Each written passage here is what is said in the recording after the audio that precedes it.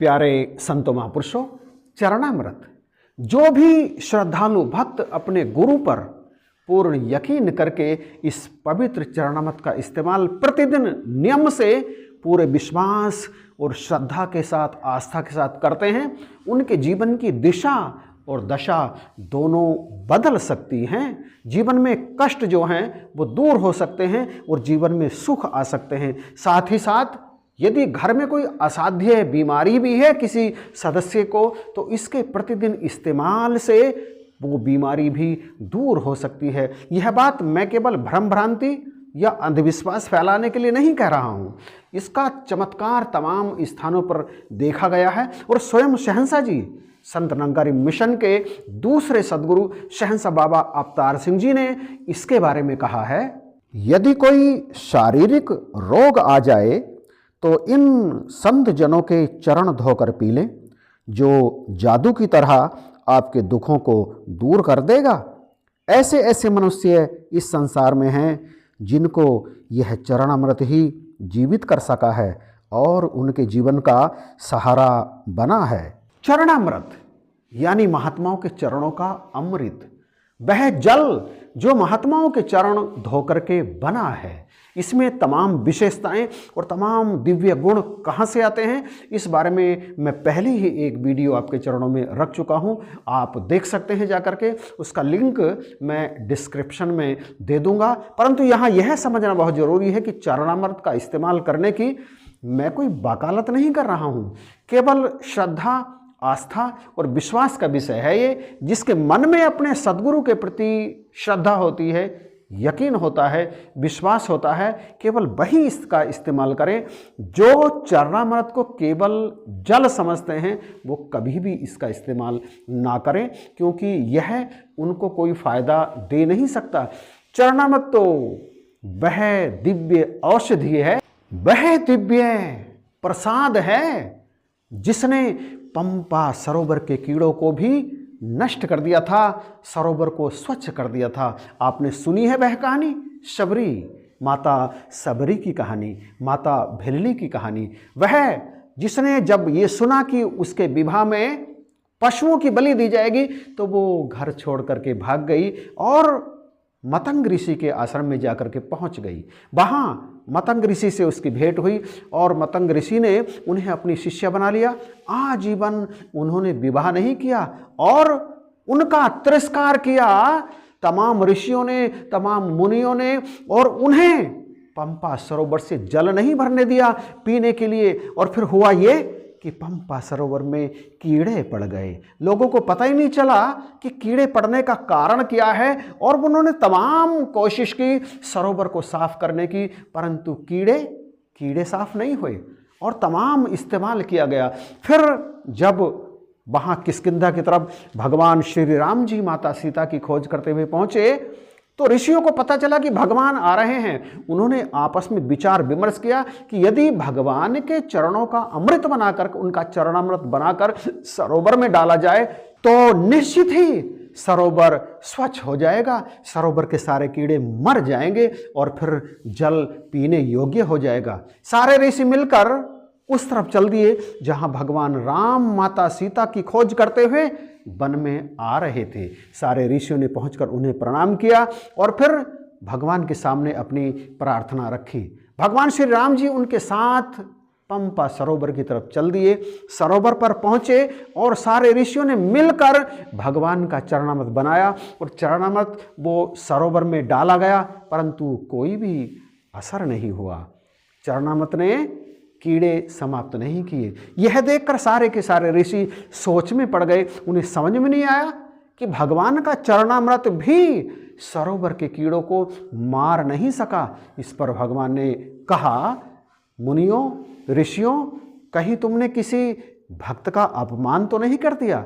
किसी भक्त का तिरस्कार, किसी भक्त का बहिष्कार तो तुमने नहीं किया? इस पर सारे ऋषि कहने लगे, प्रभु हमने तो ऐसा नहीं किया।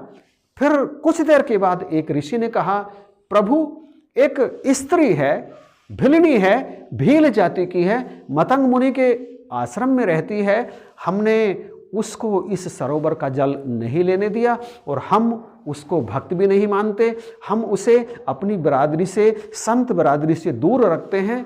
इस पर प्रभु ने कहा, यही गलती हुई है उस भक्तनी का जो पक्की प्रभु भक्त है, मतंग मुनि के आश्रम में रहती है, उनकी शिष्या है। उनका अपमान होने के कारण ही इस सरोवर का जल सड़ गया है, इसमें कीड़े पड़ गए हैं, आप उन्हें लेकर के आओ। इस पर ऋषि कहने लगे, प्रभु शबरी हमारे कहने से नहीं आएगी, हमने उसका बहुत तिरस्कार किया है, बहुत अपमान किया है, उसका सामाजिक बहिष्कार भी कर दिया है। इस पर प्रभु मुस्कुरा कर बोले, यदि नहीं आए तो वहीं से उसका चरणामृत बना करके ले आओ। सारे ऋषि मतंग मुनि के आश्रम में पहुँचे। आप जानते हैं कि उस समय मतंग मुनि तो थे नहीं, वो तो मोक्ष धाम को प्राप्त हो गए थे। तो समस्त ऋषियों ने पहुंचकर माता शबरी को लेट कर प्रणाम किया, उनसे प्रार्थना की और कहा, भगवान का ऐसा आदेश है। इस पर शबरी ने खुशी खुशी उन्हें चरणामृत बनाने दिया। उस चरणामृत को लेकर वो सारे के सारे ऋषि पंपा सरोवर पर पहुँचे। भगवान के कहने से उन्होंने पंपा सरोवर में माता शबरी का चरणामृत डाला और चमत्कार हो गया। इतिहास गवाह है कि उस चरणामृत को डालते ही पंपा सरोवर स्वच्छ हो गया, उसके सारे कीड़े गायब हो गए, मर गए। ऐसा होता है चरणामृत का प्रभाव, ऐसा होता है चरणामृत का चमत्कार। हम स्वयं चरणामृत का लगातार इस्तेमाल करते हैं और इसके इस्तेमाल से हमारे घर में खुशियां रहती हैं, शांति रहती है, प्रेम रहता है, सौहार्द रहता है। ईश्वर की, इस निराकार प्रभु परमेश्वर की कृपा सदा ही बनी रहती है। चरणामृत के प्रति यदि रंच मात्र भी संदेह आपके मन में है तो उसका इस्तेमाल मत करना, क्योंकि तब यह चरणामृत नहीं रहता। भले ही आप इसे चरणामृत पुकारें, तब यह मात्र एक साधारण जल बनकर रह जाता है। यह तो पूरी तरह से यकीन का सौदा है, श्रद्धा का, आस्था का सौदा है, क्योंकि यह तो गुरु की शक्ति का परिचायक है। यदि इसके प्रति संदेह आ गया तो फिर कोई लाभ नहीं होता और आपका विश्वास भी फिर डोल जाता है। अगर कोई बीमार है और उसे चरणामृत दिया जाता है तो शहंशाह जी इस संबंध में जो निर्देश देते हैं आप उन्हें ध्यान से सुनिए। आप जब बीमार को देखने के लिए जाते हैं तो यह जरूरी है कि आपका अपना ध्यान गुरुमत के अनुसार हो। जब वह बीमार कहे कि मुझे कष्ट है, तब आप यही कहें कि दातार कृपा करेंगे, चरणामृत का पान करो तो वह अवश्य ठीक हो जाएगा। यदि आप यह कह देते हो कि यह रोग तो बड़ा ही भयंकर है, किसका इलाज करा रहे हो, जब वह किसी डॉक्टर का नाम बताता है तो आप किसी अन्य समझदार डॉक्टर के विषय में सलाह दे देते हैं, तो उसे यह सब करना पड़ता है। अलग अलग दवाइयों के करने से कष्ट बढ़ ही जाएगा। सब लोग डॉक्टर बनकर ना जाया करो, गुरसिख बनकर जाया करो। यही कहा करो कि दातार का ध्यान करो, संतों के चरण धोकर पियो, रोग दूर हो जाएगा। यदि निरंकार पर विश्वास रखकर चरणामृत भी उसे दवा के रूप में दें तो वह ठीक हो जाएगा। चरणामृत भी उसे दवा के रूप में दें तो वह ठीक हो जाएगा। कितना बड़ा यकीन, कितना बड़ा विश्वास। और ये विश्वास क्यों है? क्योंकि शहंशाह जी के शरीर में ये निराकार ही तो बोल रहा है और शहंशाह जी ही इस निराकार का साकार रूप हैं। यकीन हम जैसे कच्चों का डोलता है, हम जैसों का यकीन डोलायमान हो जाता है और इसलिए कई बार चरणामृत हम पर असर नहीं करता। चरणामृत साधारण जल बन करके रह जाता है। कृपा करो, बख्शिश करो। केवट ये बात स्वयं भगवान से कह रहा है। केवट कहे सुनो रघुराई, चरण धूल की महिमा पाई। आपके चरण धूल की महिमा है कि पत्थर की शिला स्त्री बन गई। वो बहाना था चरणामृत बनाने का। कह रहे हैं कि मेरी नाभ में चरण यदि आप रख देंगे तो हो सकता है कि मेरी नाभ ही ना रहे, ये भी स्त्री बन जाए। तब मेरी रोजी रोटी कैसी चलेगी, इसलिए मैं पहले आपके चरण धोऊंगा।